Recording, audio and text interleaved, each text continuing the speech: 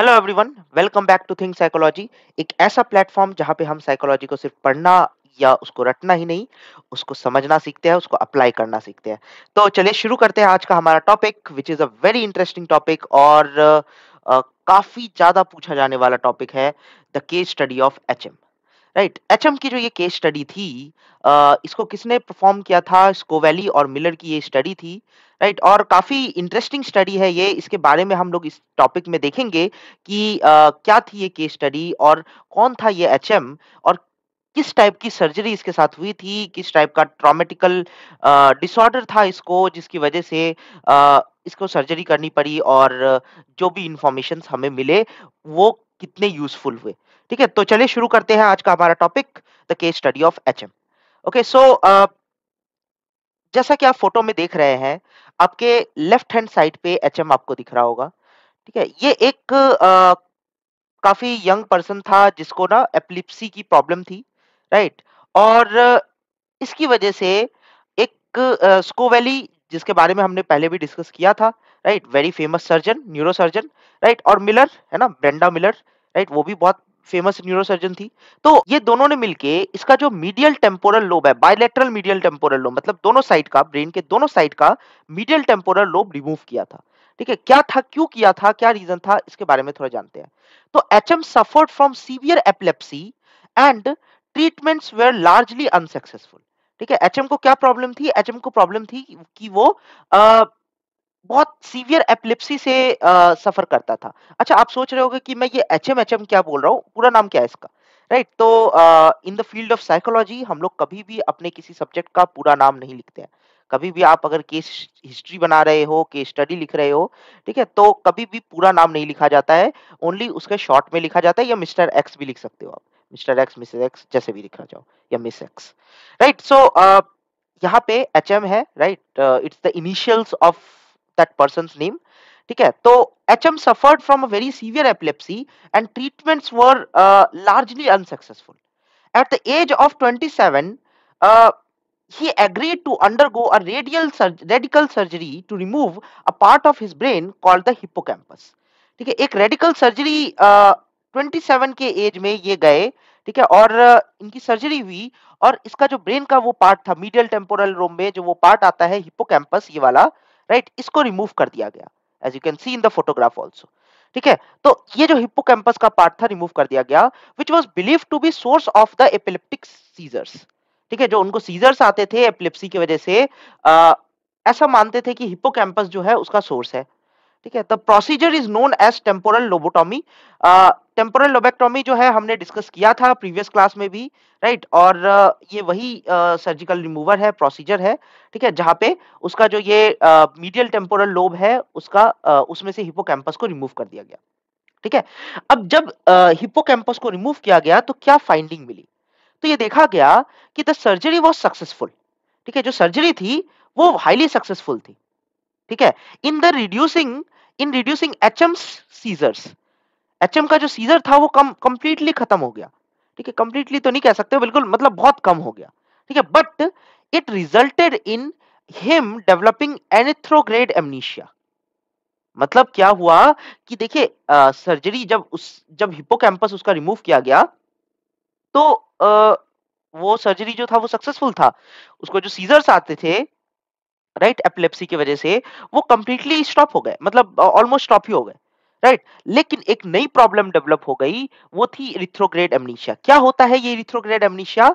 इरिथ्रोग्रेड amnesia एक ऐसा type of amnesia है, जब आप जैसे सर्जरी के बाद की जितनी भी इंफॉर्मेशन, जो आप नई नई इंफॉर्मेशन ले रहे हो, ठीक है, वो याद ही नहीं रहती है। यानी आप उस इंफॉर्मेशन को लॉन्ग टर्म मेमोरी में स्टोर करके रख ही नहीं पाते हो। याद है ना वो गजनी मूवी, 15 मिनट में भूल जाता था, राइट? आमिर खान, है ना? तो वैसी ही सिचुएशन इन पेशेंट्स के साथ भी होती है। लॉन्ग टर्म मेमोरी में मेमोरी, न्यू मेमोरीज स्टोर ही नहीं हो पाती है। देखिए, he was enable to form new explicit memories which provided crucial insights into the role of hippocampus in memory formation. ठीक है, इससे क्या पता चला? इससे पता चला कि हिप्पोकैम्पस का कितना इंपॉर्टेंट रोल होता है मेमोरी फॉर्मेशन के लिए, राइट? क्योंकि आप देखिए कि जब वो हिप्पोकैम्पस को रिमूव किया गया, तो जो एचएम था उसकी मेमोरी डेवलप ही नहीं हो रही थी। यानी वो कोई न्यू मेमोरी डेवलप नहीं कर पा रहा था आफ्टर द एक्सीडेंट। उसके अंदर इरिथ्रोग्रेड एमनीशिया आ गया था। And anterograde amnesia is the amnesia जब वो नई इंफॉर्मेशन, न्यू मेमोरीज बना नहीं पाता है। ठीक है। HM also experienced retrograde amnesia. Retrograde amnesia क्या होता है कि सर्जरी से पहले अगर कोई इंफॉर्मेशन, कुछ इंफॉर्मेशन अगर उसको याद नहीं रह रही है या बहुत सारी चीजें वो भूल जा रहा है सर्जरी के पहले की, तो उसको हम बोलते हैं रिट्रोग्रेड एमनीशिया। रिट्रोग्रेड एमनीशिया जो होता है सर्जरी से पहले के इंफॉर्मेशन को जब भूल जाए, ठीक है, तो वो होता है। लेकिन ज्यादातर इंफॉर्मेशन एचएम का जो पुरानी मेमोरी थी वो ठीक थी। सर्जरी से पहले की जितनी मेमोरी थी वो ऑलमोस्ट इंटैक्ट थी। कुछ मेमोरीज जो थी वो डिके हुई थी। बाकी ज्यादातर मेमोरीज जो थी ना वो अच्छे से इंटैक्ट थी। So, HM also experienced retrograde amnesia, losing the ability to recall experiences a few years before his surgery. मतलब उसकी सर्जरी से पहले के इंफॉर्मेशन, पहले के एक्सपीरियंसेस को याद नहीं कर पा रहा था एचएम। तो इससे हमें पता चलता है कि हिप्पोकैम्पस और मीडियल टेम्पोरल लोब का कितना इंपॉर्टेंस है हमारे memory formation and memory storing में। राइट। एरिथ्रोग्रेड एमनीशिया और रेट्रोग्रेड एमनीशिया जो है आपको समझ में आ गया होगा। एंथ्रोग्रेड एमनीशिया जो होता है यानी सर्जरी, जैसे मान लीजिए मैं एक अगर नंबर स्केल बनाऊं, ठीक है, ये नंबर स्केल है और इसमें मिड पॉइंट जो होगा वो सर्जरी है, तो इस साइड वाला जो भी इंफॉर्मेशन वो भूल रहा है, इस साइड में अगर डिमनीशिया आ रहा है मतलब सर्जरी के बाद, ठीक है, यहाँ पे मैं एस लिख देता हूँ।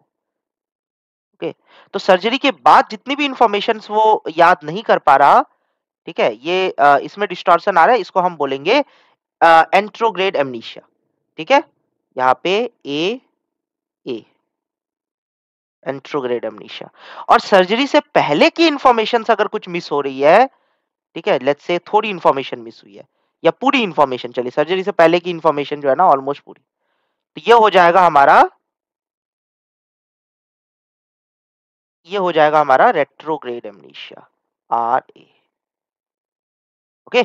सो आई गेस ये क्लियर हो गया, retrograde amnesia and anterograde amnesia काफी इंपॉर्टेंट कॉन्सेप्ट है, कई बार एग्जाम में क्वेश्चन में आ जाता है। ओके। सो क्या पता चला इससे हमें कि the transfer of information from short term storage to long term memory was disrupted. जो ट्रांसफॉर्मेशन है मेमोरी का, इंफॉर्मेशन का, शॉर्ट टर्म मेमोरी से लेके लॉन्ग टर्म मेमोरी में जो ट्रांसफॉर्मेशन होता है वो डिस्टर्ब हो चुका था। यानी इंफॉर्मेशन शॉर्ट टर्म मेमोरी में तो रह रही थी लेकिन वो लॉन्ग टर्म मेमोरी में स्टोर नहीं हो पा रही थी। राइट। तो इनको क्या करना होता होगा, हर पॉइंट पे एचएम को लिख लिख के इसको स्टोर करके रखना पड़ता होगा कि अभी मेरे साथ क्या हुआ, इस टाइम पे मेरे साथ क्या हुआ। बिकॉज उसको तो याद ही नहीं रहता होगा कि आफ्टर 10 मिनट्स या आफ्टर 15 मिनट्स मेरे साथ हो क्या हुआ, अब बिफोर 15 मिनट्स मेरे साथ हुआ क्या। राइट। तो ये जो है इसी को हम बोलते हैं एंट्रोग्रेड एमनीशिया। ठीक है, और ये एचएम की प्रॉब्लम, मतलब शॉर्ट टर्म मेमोरी तो बन रही थी लेकिन लॉन्ग टर्म मेमोरी बनने में प्रॉब्लम आ रही थी। किसकी वजह से? हिप्पोकैम्पस रिमूवल की वजह से। ओके। सो तो ये देख सकते हो आप, ये एचएम है। तो the case of HM given researchers valuable insights into how memory functions and is organized in the brain. Right. इससे क्या पता चला? इससे पता चला कि कैसे हमारा मेमोरी जो है वो फंक्शन करता है और कैसे वो हमारे ब्रेन में ऑर्गेनाइज होता है। He is considered one of the most suited medical and psychological history case. Right. Even after his death in 2008, neuroscientists continue to learn from him. Right. 2008 में इसकी डेथ हो गई लेकिन फिर भी इससे बहुत सारे न्यूरो साइंटिस्ट जो थे उनको बहुत सारी इंफॉर्मेशन इससे मिली। राइट। और अभी भी हम इस एचएम के केस से बहुत सारी चीजें सीख रहे हैं और हम आपको सिखा भी रहे हैं। राइट। सो एचएम की जो ये केस स्टडी थी काफी इंपॉर्टेंट और काफी इंफॉर्मेटिव केस स्टडी थी। सो अब जो क्वेश्चन आता है, क्वेश्चन ये है कि विच रीजन और reasons of the medial temporal lobe were critical for supporting long term memory ability lost in HM. हमारे मीडियल टेम्पोरल लोब में कौन सा रीजन था जो लॉन्ग टर्म मेमोरी एबिलिटी को सपोर्ट कर रहा था, जो एचएम में चला गया। राइट। जिसकी वजह से उसमें लॉन्ग टर्म मेमोरी नहीं बन रही थी। तो ये देखा गया कि the medial temporal lobe area includes amygdala, hippocampus entorhinal cortex, surrounding parahippocampal and perirhinal cortical areas. ठीक है, तो ये जो एरियाज थे ये मीडियल टेम्पोरल लोब के पार्ट थे, राइट। और ये उसको बनाते थे और जिसकी वजह से उसमें प्रॉब्लम आती थी, मतलब अगर इसको रिमूव कर दिया जाए तो इससे प्रॉब्लम आती थी। तो magnetic resonance imaging, MRI, MRI के बारे में आपने सुना होगा। It was found that in addition to the hippocampus some of HM surrounding cortex was also removed. ठीक है, हिप्पोकैम्पस के साथ साथ ये देखा गया एमआरआई एमआरआई इमेजिंग टेक्निक्स में कि हिप्पोकैम्पस के साथ-साथ जो उसके आस-पास के एरियाज थे कॉर्टेक्स के, वो भी रिमूव हुए थे। कुछ एरियाज वहां से भी रिमूव हुए थे, क्योंकि देखिए जब आप सर्जरी कर रहे हो तो आप एग्जैक्टली नहीं आइडेंटिफाई कर सकते हो कि ये एग्जैक्टली हिप्पोकैम्पस है और उसको प्रिसाइजली कट करना है। ठीक है, it can not be done. तो जब हम सर्जरी करते हैं तो मे बी आसपास का भी इलाका, स्पेशली अगर हम न्यूरो सर्जरी कर रहे हैं, ब्रेन सर्जरी कर रहे हैं, वो काफी कॉम्प्लेक्स होता है, तो आसपास के इलाके में भी कुछ डिस्ट्रप्शंस होने के चांसेस होते हैं, या राइट। तभी हम कहते हैं ना न्यूरो सर्जरी जो है, ब्रेन सर्जरी जो है, it is very less successful in nature, right, क्योंकि वो ज्यादा सक्सेसफुल होता नहीं है ना। बहुत बार उसका जो सक्सेस रेट है आई गेस 25 to 30% है, because brain is a very crucial and sensitive organ, right. तो ये हमने देखा। तो कौन कौन से रीजंस थे हमारे? थे medial temporal area includes amygdala, hippocampus, entorhinal cortex and surrounding para hippocampal and perirhinal cortical areas. ठीक है, तो ये कुछ एरियाज थे जो मीडियल टेम्पोरल लोब को बनाते हैं, है ना। ओके, तो आप देख सकते हो यहाँ पे, है ना, ये आपका मीडियल टेम्पोरल लोब है, यहाँ पे आपके हिप्पोकैम्पस एंड बाकी सारी चीजें हैं, राइट। अच्छा, क्वेश्चन फिर से आता है, सिंचन सिंचन जी को फिर से डाउट आ रहा है कि is damage to the hippocampus sufficient to block the formation of new long term memories? क्या हमारे हिप्पोकैम्पस में अगर डैमेज हो जाता है तो क्या ये सफिशिएंट है कि जो लॉन्ग टर्म मेमोरी है उसको कंप्लीटली ब्लॉक कर दिया जाए, मतलब वो कंप्लीटली उसकी वजह से ब्लॉक हो जाएगा? तो इसको समझते हैं एक और केस स्टडी से। ठीक है, ये केस स्टडी है, एक और पेशेंट है जिसका नाम है आरबी। ठीक है, यहाँ पे अगेन हम इनिशियल्स ले रहे हैं, we are not taking the full name. ठीक है, तो आरबी जो है, RB experienced an ischemic event, a stroke that reduced blood flow in his brain. ठीक है, ड्यूरिंग द बाईपास सर्जरी। एक बाईपास सर्जरी जो होता है वो हार्ट में किया जाता है, राइट, जब हार्ट ट्रांसप्लांटेशन होता है या हार्ट में कोई सर्जरी हो रही होती है तो बाईपास सर्जरी तब करते हैं। और ड्यूरिंग द सर्जरी क्या हुआ कि ब्रेन में जो है प्रॉपर्ली ब्लड फ्लो नहीं हुआ, इसकी वजह से क्या ब्रेन के अंदर ब्रेन का कोई पार्ट जो है वो डैमेज हो गया। This event cause damage to the specific region of hippocampus known as the CA1 pyramidal cells. Okay, CA1 pyramidal cells में डैमेज हुआ, ब्रेन के हिप्पोकैम्पस के रीजन में CA1 पिरामिडल सेल था, उसको डैमेज हुआ। और इसकी वजह से क्या हुआ? इसकी वजह से ये देखा गया, as a result RV developed anterograde amnesia, a condition that prevent the formation of new long term memory, right. हमने देखा था एरिथ्रोग्रेड एमनीशिया में क्या होता था कि जो न्यू लॉन्ग टर्म मेमोरी है वो नहीं बनती थी। तो आरबी का जब C1 सेल में इफेक्ट हुआ, हिप्पोकैम्पस के सीमल पिरामिडल सेल में इफेक्ट हुआ, ठीक है, तो एनिथ्रोग्रेड एमनीशिया जो है उसका वो अगेन वो एमनीशिया उसके अंदर डेवलप हो गया। मतलब अगेन न्यू जो लॉन्ग टर्म मेमोरी थी वो डेवलप नहीं हो रही थी उसके अंदर। Okay, he also developed retrograde amnesia that extended back to 1 to 2 years with which is slightly less severe than HM's retrograde amnesia loss. Okay, so जो आरबी का रेट्रोग्रेड अमनीशिया था, ये 1 से 2 साल सर्जरी से 1 से 2 साल पहले जाता था, वो उसको एक्सेस नहीं कर पा रहा था। ठीक है, या उसको याद नहीं कर पा रहा था, ब्रेन में तो स्टोर होगी बट वो उसको एक्सेस नहीं कर पा रहा था, राइट। एचएम के केस में थोड़ा और सीवियर था, रेट्रोग्रेड अमनीशिया जो था वो और सीवियर था, वो थोड़ा और इंफॉर्मेशन जो है एक्सेस नहीं कर पा रहा था, राइट। बट आरबी केस में ये सिर्फ 1 से 2 साल तक था, सर्जरी के 1 से 2 साल पहले तक का इंफॉर्मेशन वो एक्सेस नहीं कर पा रहा था। तो आई गेस आपने समझ लिया कि ये जो हिप्पोकैम्पस था, राइट, इसके रेस्ट्रिक्शन से, राइट, इसके रिसेक्शन से हमें बहुत सारे इंफॉर्मेशंस मिले, राइट, कि हिप्पोकैम्पस का क्या रोल है मेमोरी डेवलपमेंट में और लॉन्ग टर्म मेमोरी को एक्सेस करने में, right.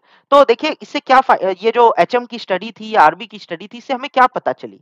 These findings supported that the idea uh, that the hippocampus region is crucial for forming new long-term memories.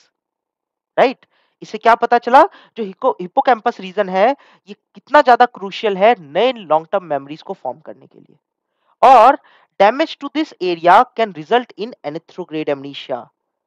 इस एरिया में अगर डैमेज होता है ना, तो एरिथ्रोग्रेड एमनीशिया आप कह सकते हो इसका रिजल्ट होता है। However, retrograde amnesia, which is associated with medial temporal lobe damage, is temporarily limited and does not affect long term memories of events that occurred more than a few years prior to the amnesia including event. ठीक है, मतलब जो amnesia including event था, उससे पहले के कुछ information हम भूल जाते थे in case of retrograde amnesia. ये भी देखने को मिला, लेकिन इतना ज्यादा सीवियर नहीं था। लेकिन रेट्रोग्रेड एमनीशिया बहुत ज्यादा सीवियर था, और पेशेंट जो था वो अपने लॉन्ग टर्म मेमोरी को एक्सेस ही नहीं कर पा रहा था। राइट, पुरानी चीजें तो याद रहती थी, नई चीजें, न्यू लॉन्ग टर्म मेमोरी जो है वो फॉर्म ही नहीं हो रही थी। ठीक है, तो जो कुछ भी इंफॉर्मेशन उसको मिल रहा था वो कुछ समय तक स्टोर करता था, और फिर उसके बाद वो इंफॉर्मेशन गायब हो जाती थी, चली जाती थी। ठीक है, वो लॉन्ग टर्म मेमोरी में स्टोर ही नहीं हो रही थी, जिसकी वजह से, और उसके उसके लिए कौन सा ऑर्गन रिस्पॉन्सिबल था, हमारे ब्रेन का hippocampus region. Okay, medial temporal lobe वाला रीजन। तो क्या समरी मिलती है इससे? अगर मैं इस चीज को पूरे को समराइज करूं, तो हम इसको कह सकते हैं कि while areas of brain store long term memories, the hippocampus plays a crucial role in formation of these new memories.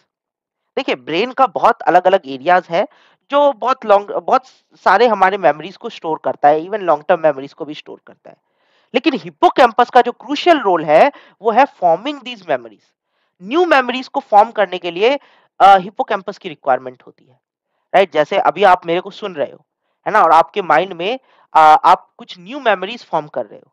Right, तो वो आपके हिप्पोकैम्पस की वजह से हो रही है। तो damage to the hippocampus can lead to memory impairment. Right, अगर आपके हिप्पोकैम्पस में डैमेज हो जाता है, तो मेमोरी इंपेयरमेंट में प्रॉब्लम, मतलब आपको याद रखने में प्रॉब्लम हो सकेगी। राइट, आप याद नहीं रख सकोगे, आप इंफॉर्मेशन को स्टोर करके नहीं रख सकोगे। But these are usually limited to new memories and memories for new few years prior to the damages. है ना, इससे क्या पता चलता है कि ये किसके लिए लिमिटेड है? ये सिर्फ उन्हीं जो मतलब न्यू मेमोरीज हम बना रहे हैं, उसी के लिए लिमिटेड है, या थोड़ी मेमोरी जो सर्जरी से प्रायर है या उस एक्सीडेंट से प्रायर है, उसके लिए लिमिटेड है। बाकी तो आपकी जो पुरानी मेमोरीज है वो इंटैक्ट ही रहती है, और वो आप याद रखते हो। ठीक है, न्यू मेमोरीज बनाने में प्रॉब्लम आती है, नई मेमोरीज आप नहीं बना पाते हो। ठीक है, तो हिप्पोकैम्पस का जो रोल था, वो एचएम के केस स्टडी से हमें पता चला। एचएम और आरबी दोनों की केस स्टडी से हमें पता चला। ठीक है, तो स्कोल्वी और मिलर का जो ये एक्सपेरिमेंट था, काफी इंपॉर्टेंट एक्सपेरिमेंट था, काफी इंपॉर्टेंट स्टडी थी।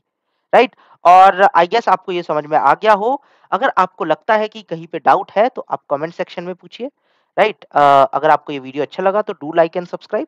Right, and do share this video, so that कि ये ज्यादा से ज्यादा लोगों तक पहुंच सके।